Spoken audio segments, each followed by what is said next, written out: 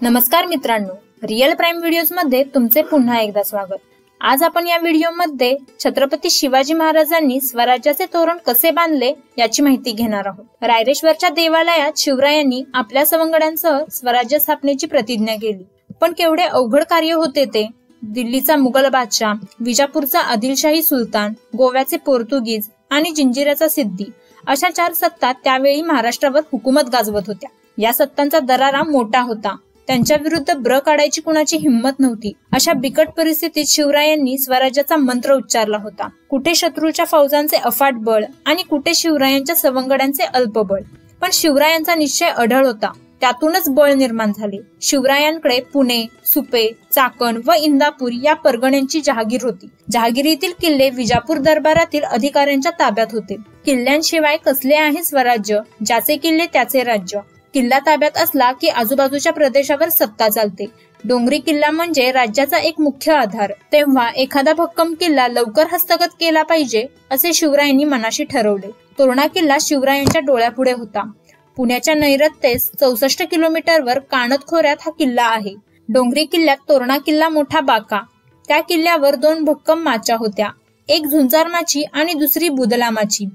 माची म्हणजे किल्ल्याच्या चढणीवर नैसर्गिकरित्या सपाट झालेल्या भागाची तटबंदी। झुंजार माची नावाप्रमाणे झुंजार आहे, लढाऊ आहे। किल्ल्यावरून खाली उतरण्यासाठी एकच वाट आहे, ती आहे झुंजार माचीवरून। ही वाट अतिशय अवघड आहे। वाटेवरून चालताना जरासा तोल गेला तरी चालणारा खाली दरीत कोसळून पडणार। महाराष्ट्रातील बळकट किल्ल्यात तोरणा किल्ला गणला जातो। किल्ल्यावर तोरणजाई देवीचे देऊळ आहे, त्यावरून या किल्ल्याला तोरणा हे नाव पडले। एवढा प्रचंड किल्ला, पण आदिलशहाचे या किल्ल्याकडे फारसे लक्ष नव्हते। किल्ल्यावर पुरेसे पहारेकरी नव्हते की दारुगोळा नव्हता। शिवरायांनी हे हेरले। शिवरायांना नेमके हेच हवे होते। तोरणा जिंकून स्वराज्याचे तोरण बांधायचे असे त्यांनी ठरवले। निवडक मावळ्यांच्या तुकड्या घेऊन शिवराय कानद खोऱ्यात उतरले। साऱ्या मावळ्यांसह ते सिंहाच्या छातीने व हरणाच्या वेगाने झपझप तोरणात चढून गेले। मावळ्यांनी भराभर मोक्याच्या जागा ताब्यात घेतल्या। तानाजी मालुसरे या वीराने दरवाजावर मराठ्यांचे निशाण उभारले। येसाजी कंक हा शिवरायांचा विश्वासू आणि निष्ठावान सहकारी, त्यांनी चौकीवर पहारे बसवले। किल्ला ताब्यात आला। सर्वांनी शिवरायांचा जय जयकार केला। हिंदवी स्वराज्याची नौबत झडली। नगाऱ्यांचा आणि शिंगांचा आवाज सह्याद्रीच्या दऱ्याखोऱ्यात घुमला। शिवरायांनी या किल्ल्याला प्रचंडगड असे नाव दिले। तोरणा किल्ल्यावर शिवरायांचा कारभार सुरू झाला। त्यांनी किल्ल्याची बारीक पाहणी केली। किल्ल्यावर मराठा किल्लेदार, ब्राह्मण सबनीस, प्रभू कारखानीस इत्यादी अधिकाऱ्यांच्या नेमणुका केल्या। शिबंदीत मावळे, कोळी, रामोशी, महार इत्यादी जाती जमातीतील शूर माणसे नेमली। स्वराज्याच्या सैन्यात जातीभेद, वर्णभेद असा कोणताही भेदभाव नव्हता। किल्ल्याची दुरुस्ती सुरू झाली आणि काय आश्चर्य, मोहरांनी गच्च भरलेल्या 4 घागरी काम चालू असताना किल्ल्यावर सापडल्या। कामगारांना आनंदी आनंद झाला। शिवरायांना देवी भवानी प्रसन्न आहे, तिनेच धन दिले असे जो तो म्हणू लागला। कामगारांनी मोठ्या आनंदाने धनाच्या घागरी शिवरायांजवळ आणून दिल्या। एका मोहरेलाही कुणी हात लावला नाही। स्वराज्याचे धन होते ते त्यांनी आपल्या धनाच्या स्वाधीन केले।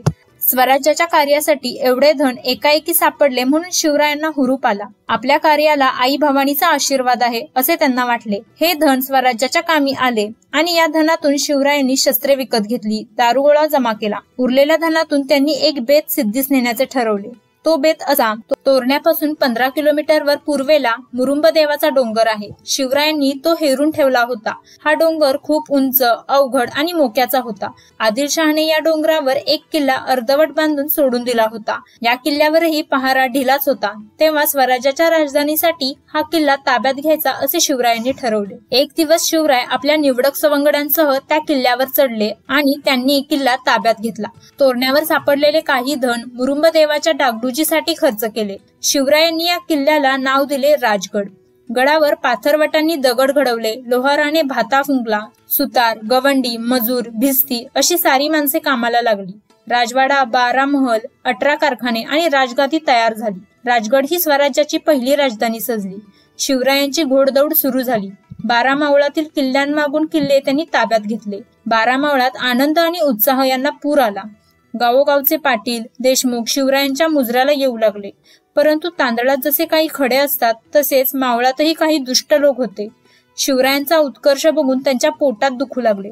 शिरवळच्या आदिलशाही ठाणेदाराकडे शिवरायांविरुद्ध तक्रारी गेल्या। ठाणेदाराने विजापूरला सांडणीस्वार पाठवून शिवरायांच्या या घोडदौडीची हकीकत आदिलशहाच्या कानी घातली। आदिलशहा चकित झाला. त्याने शहाजीराजांना जाब विचारला. शहाजीराजांना मोठा पेच पडला. आदिलशहा चकित झाला. त्याने शहाजीराजांना जाब विचारला. शहाजीराजांना मोठा पेच पडला. पण त्यावेळी वेळ निभावून गेली. जहागिरीचे रक्षण करण्यासाठी स्वतःकडे एकही किल्ला नाही म्हणून शिवाजी महाराजांनी किल्ला घेतला असावा असे शहाजीराजांनी आदिलशहास कळवले. शिवरायांनीही आदिलशहाकडे जासूद पाठवला.